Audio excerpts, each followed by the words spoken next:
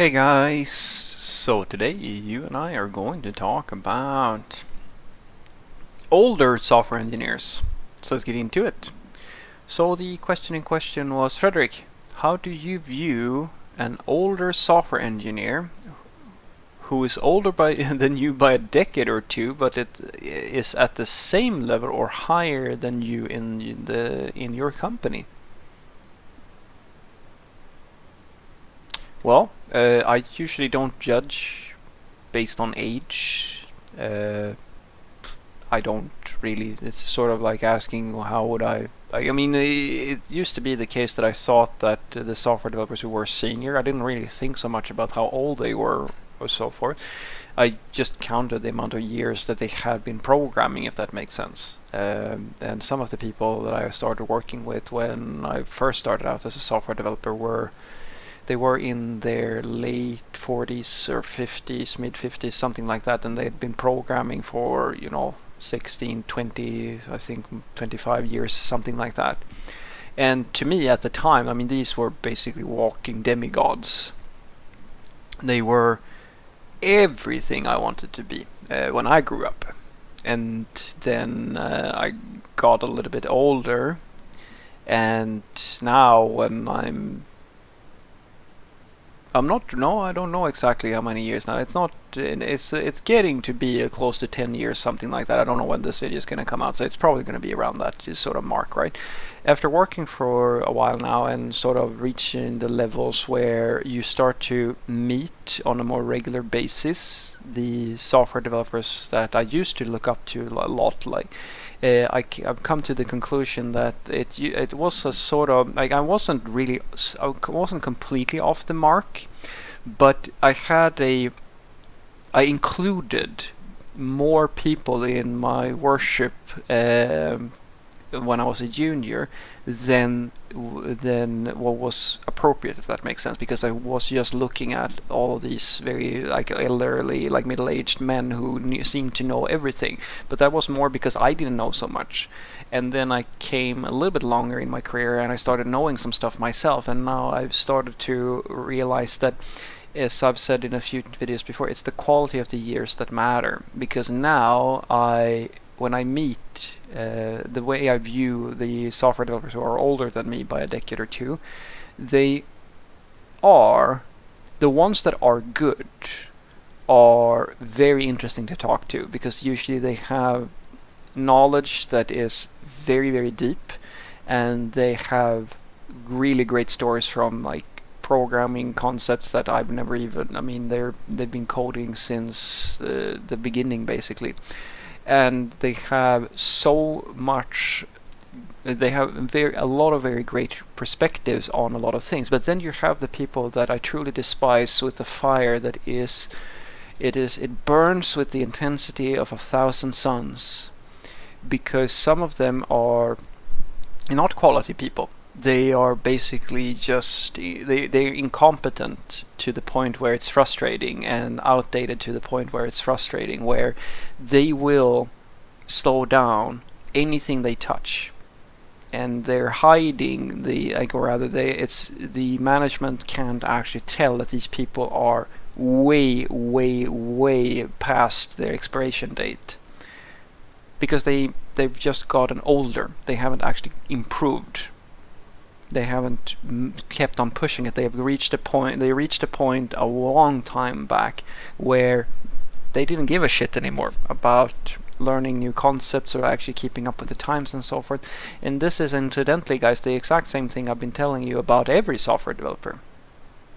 The good ones are genuinely interested in technology. The bad ones are just there to do a job. And the second they stop feeling like they have to learn something, they will.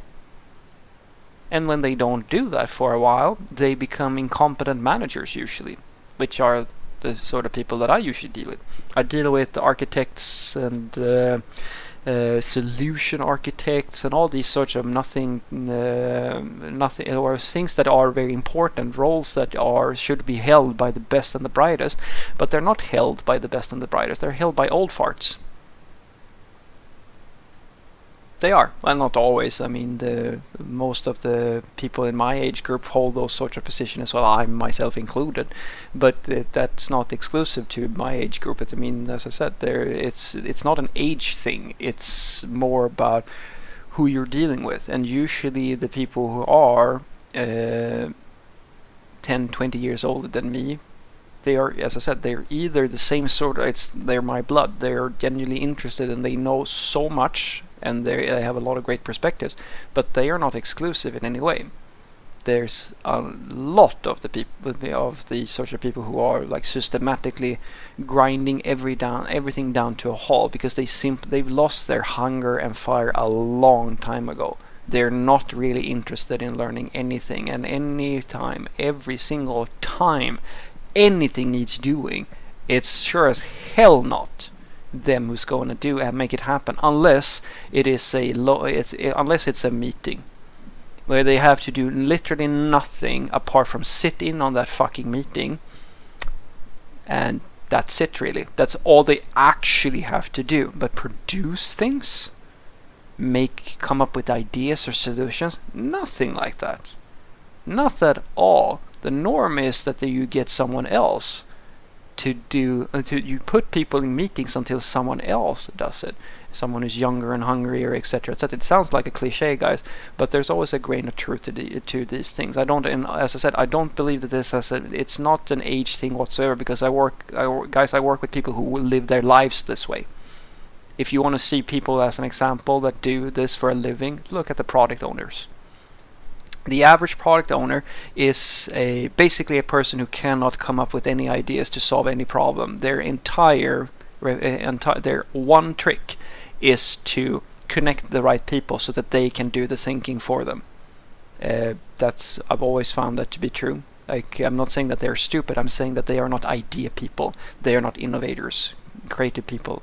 They are people who they would like to think that they are, but on average what happens is that, and this is sort of the reason why you have all these expectations on the software developers, because they are the only people within the entire IT department, apart from maybe sales and product development, that actually has a creative gene that can actually be converted into actual work and get things to happen. But on average, guys, you're going to deal with a lot of people who have no ideas of their own, no capabilities or anything like that. The only thing they have is usually domain knowledge. That's it. And everything else is down to whoever has the fire and passion to make things happen, especially in the large organizations. So what I want you to take away from this is that I used to look at the software developers who were older than me, who were like still programmers or and higher up and so forth, as basically, as all the rage, like they were like the people who knew everything, and I still look at those people. And it's just that I don't meet as many of them anymore. I've met a few which are like they are in their 50s and 60s and so forth, like close to retirement age, and like they have enormous skill and a lot of usually it's a really treat to get to talk to them with a little bit about how they view like IT and the transitions, and sort of hear their thoughts on like how they used to do things and what the trends have been and sort of what things have been moving towards. But then you also have the people, as I said, where you start to realize that when you get enough information yourself, you sort of can hear through the bullshit, and like disillusion yourself a little bit. You start hearing that these are people who like they aren't actually all that good. They haven't kept up with anything. They haven't really tried anything. The only thing they're getting paid to do is basically they're getting paid for their age and their history, and they haven't been taught. No one has really figured out at this point, which is a classic one, which is the problem especially in large companies.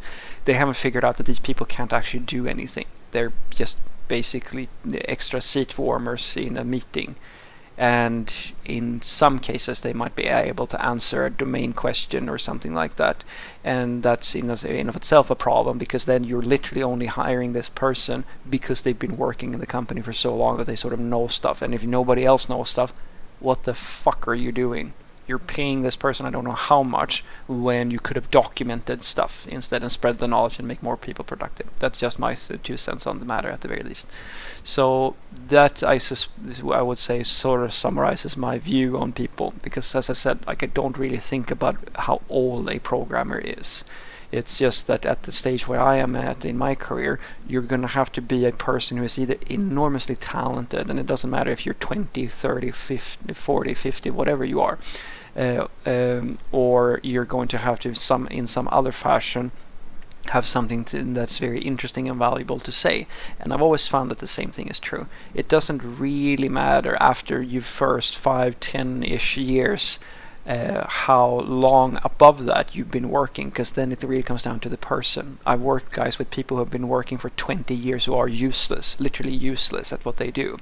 And I've worked with people who have been working for 5 years that are so talented that I praise them whenever anybody asks me about them, because I can see that these are the people, like, these people are talented to the point where they will make the difference. You put them in a team or in a charge of a project, and you can basically guarantee that that's going to work out for everybody in the most efficient way possible. And on the flip side, you might have that overpaid architect who is useless, who will shut every single project down with their incompetence. Have a great day.